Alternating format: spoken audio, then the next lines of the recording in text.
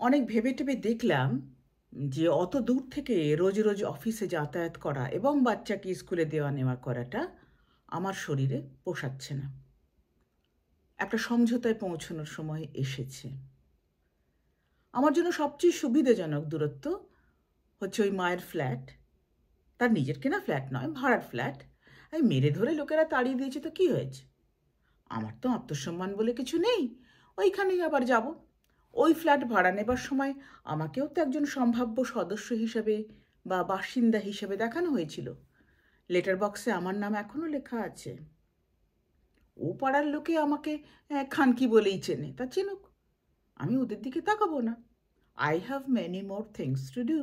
যেমন ড্রিম সিকোয়েন্সে ভেবে রাখা কাজগুলো এক এক করে বাস্তব করে ফেলতে হবে, তেমনি। আর তার জন্য চাই অপরিসীম ধৈর্য এবং সহ্য শক্তি। আশেপাশের সমস্ত কিছুকে অগ্রাহ্য করে শুধু নিজের কাজটুকু করে যাওয়া। বাধা আসবেই। চোখ কান বন্ধ রাখতে হবে, মনে রাখতে হবে যে আমার লক্ষ্য অন্য, এবং সেই লক্ষ্যে পৌঁছতে হলে বেঁচে থাকাটা সবার আগে প্রয়োজন। এখন যে রেটে পরিশ্রম করতে হচ্ছে তাতে খুব বেশি দিন আমি সুস্থ থাকতে পারবো না। আর মেয়েকেও যেমন সময় দেওয়া দরকার, তেমনি নিজের জন্যও সময় চাই। যাতায়াতের সময় ও পরিশ্রম বেঁচে গেলে আমি অনেক কিছু করতে পারবো। মেয়েকে নতুন নতুন জিনিস শেখাতে পারবো, আর জীবন আমার অন্য রকমের হয়ে যাবে। না, বাড়ি পাল্টাতেই হচ্ছে। যদি ওরা আবার আক্রমণ করে তবে টুক করে মরে গেলেই হলো। সলিউশন তো আছেই। অন্যথায় এরকম করেই এগোতে হবে। আমি সুরঞ্জনার কাছে হেল্প চাইলাম। বাড়ি বদল করবার সময় ও যেন জিনিসপত্র গুছোতে সরিয়ে আনতে আমাকে সাহায্য করে। হ্যাঁ, এইবারে ও কিন্তু জেনে যাবে কোথায় থাকি আমি। বস্তির প্রতিবেশীরাও অনেক প্রশ্ন করবে ওকে। ওকে কিছুই শিখিয়ে পড়িয়ে নিয়ে যাওয়ার দরকার নেই তো। ও জানুক আমার বর্তমান। ওর যেমন খুশি ভেবে নিক। শনিবার ছাড়া সুরঞ্জনার তো টাইম হবে না। শনিবার হলে আমারও সুবিধা হয়। তবে খুব তাড়াহুড়ো করবারও দরকার নেই। মধ্যিখানে একটা দুটো শনিবার কেটে যাক, তার আগে আমি আমার জিনিসপত্র ছাড়াই আগে গিয়ে দেখি। সবার আগে জানতে হবে যে আমি যাচ্ছি, থাকতে যাচ্ছি। সেই মতো টেলিফোন করলাম, জানিয়ে দিলাম যে আবার যাচ্ছি থাকতে। না, কোনো বাধা পেলাম না। এবার অন্তত আমি কোনো বাধা পেলাম না। সম্ভবত এখন চাকরি করি বলেই অর্থোপার্জনের একটা উপায় আছে বলে, এবং তারা তো জানে কোথায় আমার অফিস। মাস গেলে 6,000 টাকা পাচ্ছি তা হয়তো জানে না, কিন্তু দেখতে শুনতে তো অফিসটা পেল্লায় একটা বাড়ি, যাকে বলে বেশ একটা প্রেস্টিজিয়াস ব্যাপার। তা বাড়িটা পাল্টালে আরেকটা সুবিধা হয় আমার। রোজ রোজ অফিসে গিয়ে যে টয়লেটের কাজ করা কি পোশাক বদলানোর ঝামেলা, সেগুলোও আর থাকে না। তো আমি অবিলম্বে আমার পুরনো পাড়ায় আবার ঢুকে পড়ি। তখন সন্ধ্যের অন্ধকার, হয়তো বৃষ্টি পড়ছে বা পড়ছে না। শাঁকটাক বাজিয়ে সন্ধে দেওয়ার কাজ সব বাড়িতেই কমপ্লিট। এই সময়টা লোকে ঘরের ভেতরেই অন্য কাজে, বাড়ির ভেতরের কাজে ব্যস্ত থাকে বেশি। খুব বেশি কারোর চোখে পড়ার চান্স নেই, আর পড়লেই বা কি। আমার তো খুব কম অপশন জীবনে, হয় বাঁচবো নয় মরবো, সিম্পল। কেউ আমায় দেখতে পেল না, বা দেখলেও লক্ষ্য করেনি যে যে মেয়ে ছেলেটাকে মাত্র কমাস আগে মারতে মারতে বের করে দেওয়া হয়েছে, সে আবার এসেছে ফিরে। টানা 10 কি 12 দিন থাকার পরে আমি আবার সব জিনিস নিয়ে আসবো এখানে। এই হচ্ছে আমার প্ল্যান। একটা শত্রু পরিবেষ্টিত পরিবেশে আমায় থাকতে হবে, ঘুমোতে হবে, এখান দিয়েই বেরিয়ে কাজ করতে যেতে হবে রোজ, এবং কাজের শেষে এখানেই ফিরে আসতে হবে। এবং যে কোনো মুহূর্তে অসম্ভব কিছু ঘটেও যেতে পারে, এবং সেসব জেনেও আমার কিন্তু কোনো দুশ্চিন্তা হচ্ছে না। ইংরেজিতে একে বোধহয় বলে ডেসপারেট। এর নিশ্চয়ই বাংলা প্রতিশব্দ কিছু আছে। মরিয়া কি? আমি কি মরিয়া? আবার মরে গেলেও মরিয়া। তুমি যখন বাড়ি থেকে বের হচ্ছ কি ঢুকছো, অন্য চোখ তাকিয়ে রয়েছে তোমার দিকে, আর তুমি সেসব অগ্রাহ্য করে চলেছ, যেন সেসব কিছুই নেই, যেন সব কিছু তুচ্ছ। তুমি তাদের দেখতে পাচ্ছ না। যে সিঁড়িতে কমাস আগেই তুমি খুন হয়ে যেতে পারতে, সেই সিঁড়ির ধাপ দিয়ে তুমি অবলীলাক্রমে নেমে যাচ্ছ বা উঠছ। সেসব ঘটনা যেন তোমার মনেই নেই, বা যেন সেসব কখনো ঘটেনি। যেন তোমার কাছে এই মুহূর্তটা সবচেয়ে বেশি জরুরি এইটুকুই, যে আজ তোমার পোশাকের রঙের সঙ্গে তোমার নেল পলিশের রং ঠিকঠাক ম্যাচ করেছে কিনা। আসলে তুমি ইগনোর করছো তোমার চারপাশের সমস্ত কিছু। তুমি ভাবছো যে ইগনোর করাটাই বেস্ট অপশন। অবশ্য এর থেকে বেটার অপশন তোমার কাছে নেইও। তুমি কারো দিকে তাকাচ্ছ না, কারো চোখে চোখ মেলাচ্ছ না, তারপর রাস্তায় বেরিয়ে তুমি ভিড়ের মধ্যে মিশে যাচ্ছ। এও এক ধরনের ড্রিম সিকোয়েন্স। অনেক কিছু ফেলে আসতে হয়েছিল বস্তি থেকে জিনিসপত্র নিয়ে আসার সময়। মানুষের অভ্যাসই হচ্ছে সময়ের সঙ্গে সঙ্গে জিনিসের বোঝা বাড়ানো। এই কমাসেই তাই অনেক জিনিস হয়ে গেছে। না, বোঝা হালকা করে ফেললাম। জিনিসের মায়া করলে তো চলবে না। যারা এখানে থাকে তারা নিয়ে নিক, তাদের কাজে লাগবে। তারাও চায়। সামনের ঘরের বউটা বাচ্চা কোলে করে দাঁড়িয়ে ফ্যাল ফ্যাল করে দেখলো আমার চলে যাওয়া। বাড়িওয়ালি জানতে চাচ্ছিল যে অ্যাডভান্সের টাকাগুলো যে জমা করা আছে সেসব ফেরত নিতে কবে আবার আসব। বললাম, ও আপনি রেখে দিন মাসিমা, ফেরত লাগবে না। কে যেন বলে উঠল, ভাদ্র মাস পড়ে গিয়েছে না। আমি তো ইংরেজি ক্যালেন্ডারে অভ্যস্ত। মনে মনে হিসেব করে দেখলাম যে অগস্ট যখন শেষ হতে চলেছে, ভাদ্র টাদ্রই হবে, তাই এরা বাংলা মাস গুনছে কেন? সুরঞ্জনা পরে বলেছিল কি সব নিয়ম টিয়ম আছে, ভাদ্র মাসে নাকি বাড়ি বদল করতে নেই। তা আমার তো ফেরার রাস্তা নেই। ও বাড়িতে এবার যদি ভয়ঙ্কর কিছু হয় তাহলে এখানে আর ফিরতে পারবো না। আজকাল থাকার জন্য একটা আস্তানার এত ডিম্যান্ড যে কালই এরা নতুন ভাড়াটে পেয়ে যাবে। পুরনো বাড়িতে ফিরে আসার পরে ঘরের মধ্যেও সহজ হলো না জীবন। সেই পার্ক স্ট্রিটের দামি স্কুলে আমার মেয়ে আর যেতে চাইল না। আগে তবু যা যাচ্ছিল, আমি থাকতে শুরু করবার পরে পরেই একেবারেই যাবে না।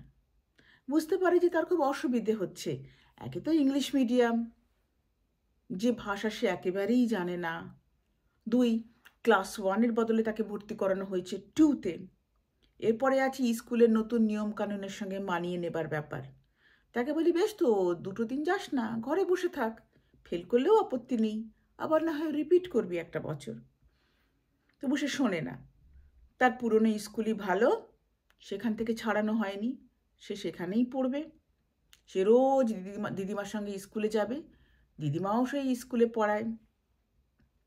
ছুটির পরে দিদিমার সঙ্গে ফিরবে। ইংরেজি স্কুল তার পছন্দ নয়।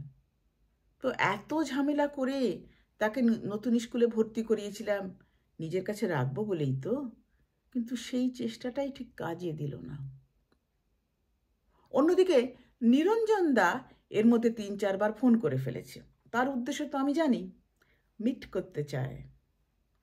মেয়েকে ইংরেজি স্কুলে ভর্তি করিয়ে দিয়েছে, তার দাম না নিয়ে কি আর ছাড়বে? যেন একটা হেরে যাওয়া যুদ্ধ আমি লড়ে চলেছি, যে যুদ্ধের ফল ইতিমধ্যেই বেরিয়ে গিয়েছে, সেই যুদ্ধ আমি একা একা লড়ে চলেছি। না, এভাবে নিজেকে বোকা বানিয়ে ড্রিম সিকোয়েন্সে কতক্ষণ মুখ গুঁজে থাকবো আমি?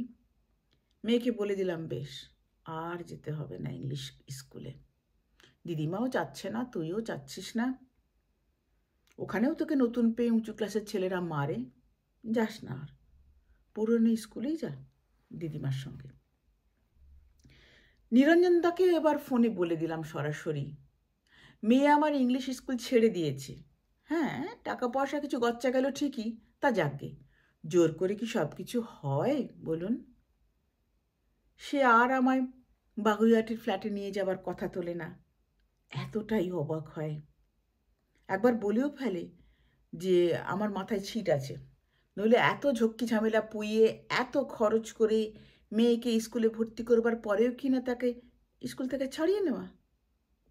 আমার মুখের কথা সে এমনিতে বিশ্বাস করেনি, স্কুলে খোঁজ নিয়ে তারপরে কনফার্মড হয়।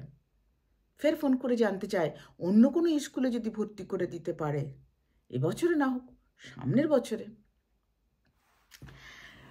নিরঞ্জন দা একবার বলেছিল, তোমার মা তোমার মেয়েকে ইংরেজি স্কুলে কেন পড়তে দিচ্ছে না জানো?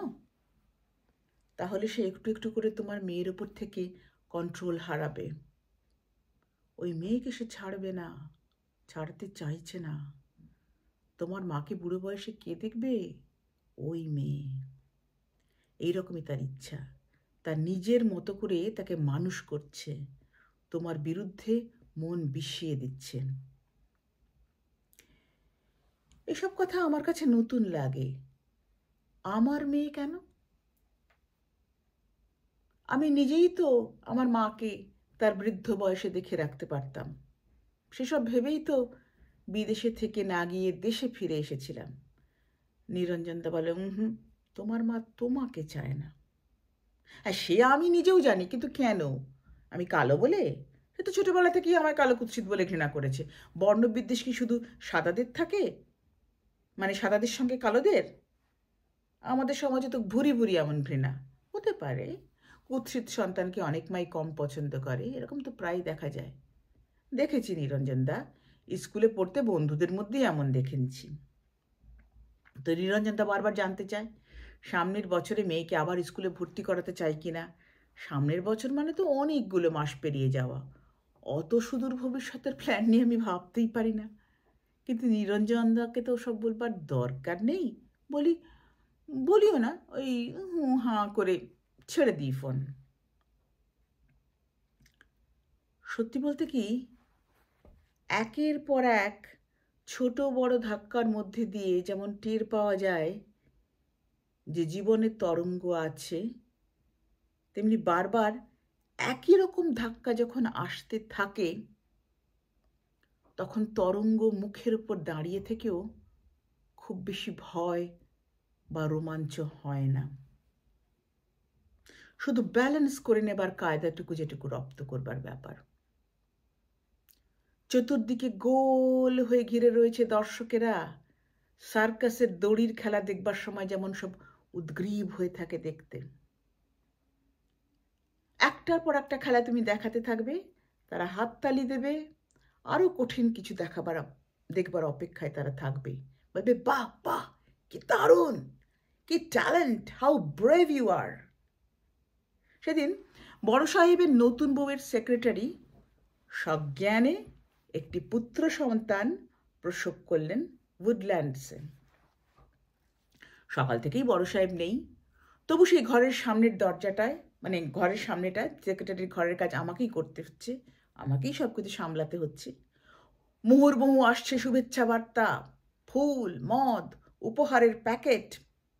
বড় সাহেবের চেয়েও তার মোসাহেবদের আহ্লাদ যেন কয়েক গুণ বেশি। এক এক সময় থমকে যাই, ভাবি এই মোসাহেবেরা কি নিজেদের সন্তানের জন্মের সময়ও এতটাই উৎফুল্ল হতো? স্বয়ং বড় সাহেবের আনন্দের বহর কি এর চেয়ে কম না বেশি?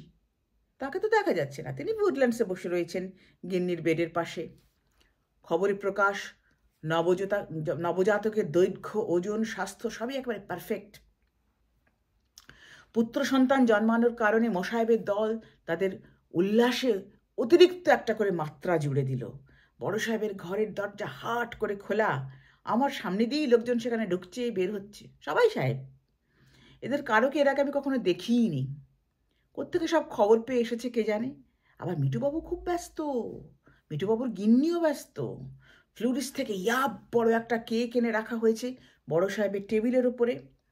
আচ্ছা, আজকে আমাকে কিন্তু কেউ ট্রে হাতে ধরিয়ে অতিথি আপ্যায়নের দায়িত্ব দেয়নি। হ্যাঁ, আমি জাস্ট দর্শক। লোকগুলো সকাল 10টা, 10:30টার মধ্যেই সব মদ খেয়ে মাতাল হয়ে গেল। টেলিফোনে কনফারেন্স কল বসেছে হাসপাতালের ঘর থেকে বড় সাহেবের ঘরে। লাউড স্পিকারে সব কথাবার্তা শোনা যাচ্ছে। গদগদ হয়ে সাহেবেরা তাদের আনন্দের অভিব্যক্তি জানাচ্ছে বড় সাহেবকে ও বড় গিন্নিকে। একজন তো কথা বলতে বলতে একেবারে কেঁদেই ফেললো, যাকে বলে আনন্দাশ্রু। টানা 2 ঘন্টা এই জিনিস চলার পরে লাঞ্চ ব্রেক হয়ে গেল।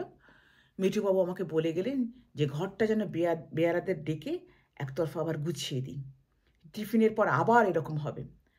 আর তখন যদি বড় সাহেব হুট করে এসে পড়ে এবং তাহলে কিন্তু কেলেঙ্কারির শেষ থাকবে না।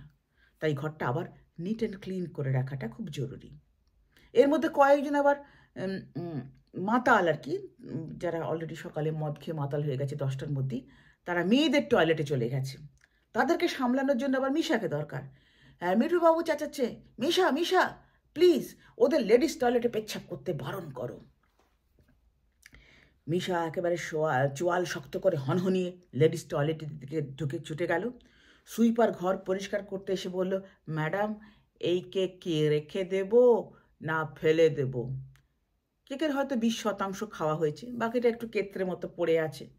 বললাম এখন সরিয়ে রাখো, মিঠুবাবু যদি চায় তো বের করে দিও। তারপর ভাবলাম ভুল বললাম কি, এই ফেলে যাওয়া কেক কি আর ওরা ফিরে খেতে চাইবে? সে কেক নিয়ে চলে যাচ্ছে, আমি দৌড়ে যাই পেছন পেছন। বললাম এই তো তোরা খেয়ে নে বাকিটা, ও কেক আর এখানে আনতে হবে না। আমি লাঞ্চের আগে 3 তলায় নিজের জায়গায় যেতে গিয়ে দেখলাম চাকরির প্রথম দিনে যে ঘরটায় বসতাম তার উল্টো দিকের তালাবন্ধ ঘরটা আজ খোলা। শুধু খোলাই না, সেই ঘরের দরজার পাল্লা ঠেলে বেরিয়ে এলো এক যুবক, আমার চেয়ে সামান্য হয়তো ছোট হবে বয়সে, দেখে তো মনে হচ্ছে বাঙালি। আমি এগিয়ে গিয়ে জিজ্ঞেস করলাম, নতুন নাকি? ছেলেটা হাসলো, না মানে আমি অল্প কদিনের জন্য এসেছি। কেন অল্প কদিনের জন্য? কেন, কি কাজ? অডিটের জন্য। অডিট মানে কি? ছেলেটা হো হো করে হাসে। আমি ওকে আমার ঘরে নিয়ে যাই, বলি চলো ওই ঘরে, চা খাবে তো? ওখানে চা আছে, বিস্কুট আছে, আড্ডাও দেওয়া যাবে। সে বোঝায় আমায় অডিট কি বস্তু ও কত প্রকার। আমরা অল্প সময়ই বন্ধু হয়ে উঠি। ছেলেটি একটা অডিটিং ফার্মের হয়ে এসেছে।